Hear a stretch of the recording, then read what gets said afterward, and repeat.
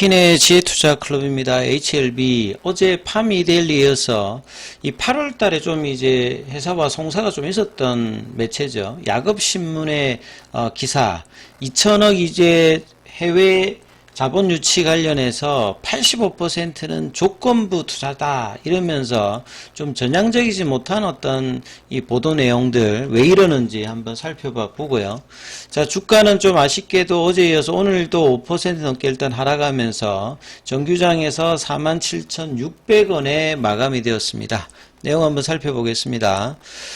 자, 어제 파미데일리 관련해서 이 2천억 거래 관련되는 부분을 좀 분석한 기사가 있는데 오늘도 이 야급신문에서 이제 아침에 기사가 또 나왔죠. 이 야급신문은 좀 기억하시겠습니다만 8월 달에 야급신문과 HLB 관련해서 이제 재무 분석을 하면서 HLB가 R&D 투자가 좀 뭐 부족하다. 벤처 기업보다도 못하는 뭐 R&D 투자 이러면서 회사와 좀 송사가 좀 있었습니다. 좀 껄끄러운 어떤 기사 내용들이 있었죠. 그리고 이번에 굉장히 좀 호재라고 볼 수 있는 외자 유치 건 관련해서 조목조목 이제 팩트를 가지고 긍정적인 부분보다는 좀 비판 쪽의 어떤 논제의 기사가 나오면서 주가에도 조금 영향을 어제 오늘 좀 미치고 있다 이렇게 봐야 되죠. 시장 영향도 있겠습니다만. 자, 영국계 헤지펀드인 LMR 파트너스와 체결한 이쪽이 헤지펀드이고 이벤트 드리븐 형태와 메자닌 쪽 이제 투자를 전문적으로 하기 때문에 BW 거래에 이제 어떤 조건인지 이 부분들을 이야기하는 거죠. 총액 규모로는 이제 2천억이 넘는 부분들이고 그래서 HLB가 1억 4천만 달러의 BW와 생명과학이 500만 달러의 EB를 인수죠. 다만 이제 이런 말들이 이제 중요한 게 단순히 2천억이 바로 들어오는 것이 아니다. 이렇게 지금 이야기를 하는 거죠. 그래서 300억 가까이는 이제 바로 들어옵니다. 15%는 이제 13일이니까 이제 다음 주 정도 되면 이 부분들, 그 다음에 나머지 자금 관련되는 부분은 이 에스크로 계좌에 묶인다는 거죠. 에스크로 계좌는 그냥 이제 시간이 지나면 풀리는 것이 아니고, 이제 조건이 있다, 이제 이런 이야기고요. 그래서 현금의 유입 시점이라든지 사용 범위는 제한되어 있다. 통상 이제 유상증자의 어떤 지분 투자나 이렇게 해서 현금 유입될 때는 뭐 이런 것들이 없겠습니다만, 이 상업화 이제 성공하기 이전에 자본 유치 관련해서는 헤지펀드니까 여러 조항을 가지고 하는 것이 뭐 특별한 일이라 보다는 당연한 겁니다. 그럼에도 불구하고 2천억대 넘는 어떤 자금을 유치했다는 것 자체의 어떤 부분에 긍정적인 이 평가를 지속적으로 하지 않고 이제 이런 부분을 따지는 게 어찌 보면 뭐 균형 잡힌 어떤 시각이라 할 수 있겠습니다만 HLB 입장에서는 지속적으로 언론이 조금 이제 좀 전향적이지 못한 어떤 평가들을 계속 받고 있기 때문에 상당히 좀 차별을 받고 있다 이렇게 보입니다.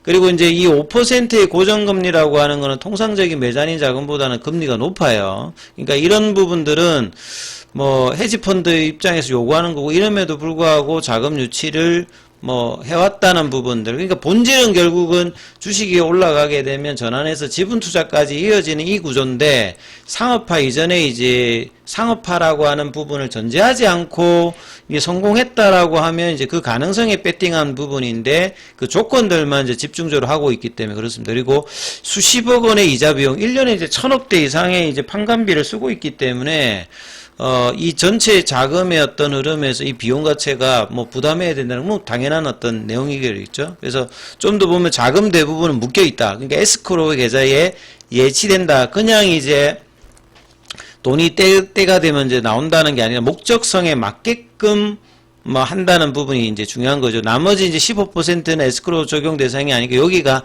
한 300억입니다. 그러니까 300억도 나쁘지 않은 거거든요. 그러니까 이런 어떤 부분과 나머지 부분에 관련된 마치 우리가 라이센스 아웃 하는 부분들의 총액이 뭐 몇 조다 이러면 이제 업프론트 피가 10%인데 얼마 받고 나머지는 마일스톤 형태로 받는다. 그런 것들도 대단하게 치잖아요. 그러니까 이번에 자금 유치도 이제 그런 개념으로 봐도 되는데 너무 이제 여기에는 에스크로다 이러면서 뭐 좀 부정적인 어떤 뉘앙스의 기사들이 어제 오늘 지금 나오고 있다는 거죠. 그래서 회사가 차라리 이럴 때는 자금 유치가 되었던 월요일 밤에는 못했다라고 하면 바로 그 다음날에 이 NDR을 한다든지 블로그에다 공식적으로 이번 자본 유치의 어떤 조건 이런 것들이 좀 투명하게 이야기를 했으면 차라리 나았을 건데 이런 부분들이 속도감 있게 진행되지 못하다 보니까 이런 언론의 어떤 기사들이 거래량이 줄었을 때는 시장에 부정적으로 이제 다가왔다 이렇게 좀 보여지거든요. 그래서 HLB의 자회사인 엘레바 테라피틱스의 내용을 보시게 되면 라이센스 아웃 형태의 말순 형태가 거의 동일한 형태입니다. 그냥 말순을 주는 게 아니라 뭐 1상에서 2상으로 넘어가고 뭐 상업화 성공 그러면 말스톤에서 그 금액이 나가잖아요. 그러니까 이 구조도 뭐 그런 거하고 유사합니다. 그러니까 테라피틱스가 신약 개발은 리보세라니 외에도 지금 리라프라틱도 있잖아요. 그러니까 리라프라틱 관련되는 부분에 뭔가를 하게 되면 뭐 NDA라든지 이런 걸 하게 되면 쓸 수 있는 거고 그 다음에 추가적으로 이제 임상 관련해서 그 조건부로 만약에 한다면 뭐 삼상을 또 이제 리라가 하게 되면 이런 거에도 자금을 쓸 수 있는 거죠. 그 다음에 이제 라이선스 관련되는 마일스톤 관련되는 그러니까 중간중간 단계에 책정돼 있는 그 마일스톤에 해당되면 이제 또 돈이 나갈 수 있는 거고요. 마케팅. 그러니까 이런 부분들은 예전에 그 유상증자를 받았을 때 목적성이 조금 이제 모호하지 못했던 뭐 M&A를 하면서 이제 돈이 나갔던 부분들을 뭐 주주들 입장에서는 보게 되면 이번에 이런 엄격적인 자금 집행이 오히려 뭐 좀 나쁘지 않다라고 보여지는데 이걸 좀 부정적으로 지금 언론에서는 이야기를 하고 있는데 이게 좀 굉장히 아쉬운 부분들이죠.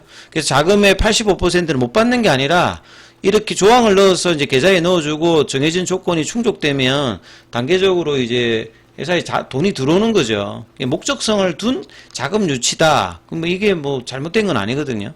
그래서 조건부 자금 구조의 어떤 성격, 그러니까 물론 이제 유상증자 형태로 심플하게 받는 것보다는 뭐 조금 뭐 까다로울 수 있습니다만 헤지펀드의 어떤 자금 유치라는 것 자체가 더 의미가 있는데 이런 부분들을 좀 더 집중적으로 다루지는 않고 있다는 거죠.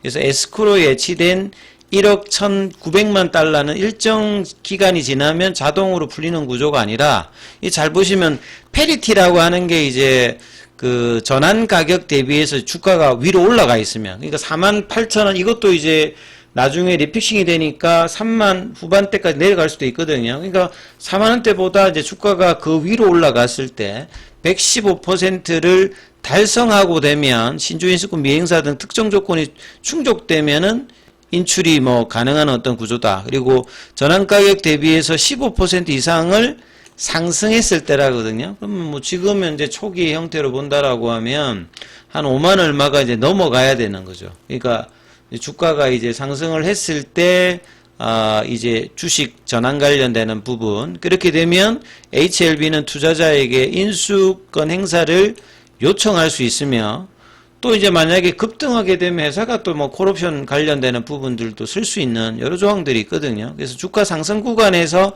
자본 전환이 가능하도록, 이 부분들은 모든 CB나 BW 마찬가지지 않겠어요? 행사 가격보다 낮은데 전환을 하진 않습니다. 우리 BW나 CB 메자닌 쪽 가면. 그러니까 주가가 올라가서 행사 가격 이상이 될 거라고 해가지고 처음부터 투자를 하는 건데, 이게 아주 엄격한 조건이라고 얘기를 한다는 것 자체가 조금 이상한 거죠. 그러니까 그런 부분들이 있을 때 이제 한다라고 해서 이제 요구를 할 수 있는 부분으로 이걸 맺었는데, 그 다른 CB나 BW는 이렇지 않다는 어떤 뉘앙스를 이야기되는 것도 잘못된 부분이잖아요. 그래서 메자닌 쪽의 투자는 다 이렇습니다. 그래서 구조적으로 보면 단기 주가 상승 시 투자자가 유리한 시점에 전환 이익을 실현할 수 있는 여지가 생기며, 전환이 이루어질 경우 발행 주식 수가 늘어서 희석될, 요거는 모든 또 이제 CB나 BW 메자닌 쪽 투자가 본래 이런 거거든요. 이번 것만 그런 게 아니라. 그럼에도 불구하고 2천억대 어떤 자금 유치했다는 게 이런 모든 조건에 극복하고 회사가 이뤄낸, 통상적으로 상용화 이후에 본래는 이제 자본 유치나 이런 것들이 이제 되고, 그 베이징사 같은 경우에는 초기에 이제 지분 투자가 들어왔거든요. 그래서 뭐 베이징 같은 경우에는 이 허가되기 전에 주가가 10배씩 올라가고 이런 부분이 있는데 HLB도 창사 이후에 설립 이후에 처음으로 외자 유치가 되었다는 부분들이 상징적인 뿐만 아니라 중기 펀더멘탈의 어떤 기대감을 가지는 투자를 집중적으로 국내 언론이 해야 되는데, 제가 뭐 셀트리온 때도 마찬가지입니다만 제약 신약 개발 회사들은 항상 세 가지를 물어봐요. 이 투자사들이 좀 세 가지는 뭐냐면 약을 만들 수 있느냐, 이 바이오 약품 같은 리보사인 같은 경우에는 케미칼이니까 그렇던데, 캄넬리조막 같은 경우 뭐 중국에서 뭐 합니다만 그 약이 뭐 이렇게 제대로 만들 수 있느냐, 만들고 나면 또 칭찬을 해야 되는데 그 다음 질문으로 바로 넘어가죠. 어떤 거냐면 만들었다 하더라도 허가는 못 받을 거야. 그 비판이 굉장히 많았습니다. 셀트리온이 이런 어떤 역경들을 다 겪고 허가를 받았는데, 그럼 허가를 받으면 이제 그 다음에 칭찬을 할 줄 알았는데 또 뭐라고 하냐면, 세 번째는 뭐냐면 잘 팔 수 없을 거다. 요 세 가지 관문을 넘어가야 되는데 HLB도 제가 볼 때는 이 관문을 다 넘어가야 되는 분위기입니다. 그래서 약에 관련되는 안전성 유효성은 이제 넘어갔고 임상을 통해서 학회를 통해서 발표했는데, 지금 허가 과정과 나중에 판매 과정까지 이런 부분들을 뚫고 넘어가야 된다는 부분들을 투자자분들은 생각해야 되고, 국내 언론들은 뭐 이런 부분들을 계속 이제 일관된 흐름으로 이야기를 하고 있다는 거죠. 그래서 실질적인 자금 유입은 HLB의 신약 개발 일정과 시장상 외부 변수에 따라 달라질 수 있어요. 뭔가 이렇게 좀 불확실성을 자극하는 내용의 이야기를 하는 겁니다. 팩트라고 하지만 동일한 내용을 굉장히 조금 비꼬아서 지금 이야기를 하는 거예요. 어제 파미데일리도 조금 뭔가 회사의 어떤 이런 자금 유치 노력보다는 이런 거죠. 그래서 뭐 금리는 요건 통상보다 분명히 높다고 했어요. 근데 뭐 회사가 지금 가지고 있는 부분으로 이 뭐 금리 이자를 뭐 못 내고 하는 상황이 아니라 내년 내후년에 회사가 상업화 성공을 한다라고 하면 이런 것들이 오히려 레버리지가 되어서 지분 투자 관련되는 부분이 추가도 나올 수 있는 이런 부분들이 더 있다라고 보여져요. 그래서 업계 관계자는 자금의 상당 부분이 에스크로에 묶여 있어서 아예 뭐 못 받는 식의 어떤 흐름들, 그러니까 주가의 어떤 전환가에 관련되는 부분이 있습니다만 자금 목적 자체가 또 이벤트가 발생했을 때 거기에 연계되어서 투자를 하겠다는 부분들이 분명히 있는 거고요. 이자 부담까지 발생하는 만큼 이건 당연히 채권 발행이니까 이자 부정은 그냥 기본적으로 발행하는 겁니다. 지분 투자가 아니니까 유상증자로. 그래서 실제로 회사가 활용할 수 있는 현금은 제한적일 수 있다. 그러니까 일 수 있다니까 막 합니다만 이거는 너무 이제 극단적인 흐름이라고 봐야 되겠죠. 그러니까 가능성이 배팅한 헤지펀드의 그 입장을 조금 회사가 설명을 해준다라고 하면 좀 더 전향적인 어떤 시장 반응을 낼 수 있지 않을까. 그래서 HLB는 보도자료를 통해서 이 자금을 기반으로 핵심 파이프라인의 글로벌 허가 시장을 가속해서 기업 가치를 상승 이어가겠다. 이걸 좀 더 시장 친화적으로 회사가 적극적으로 좀 대응을 해야 된다. 이렇게 좀 생각이 되고요. 항서제약 같은 경우는 오늘 1% 여전히 최근에 계속 좀 부진합니다. 홍콩에서도 3% 빠졌고요.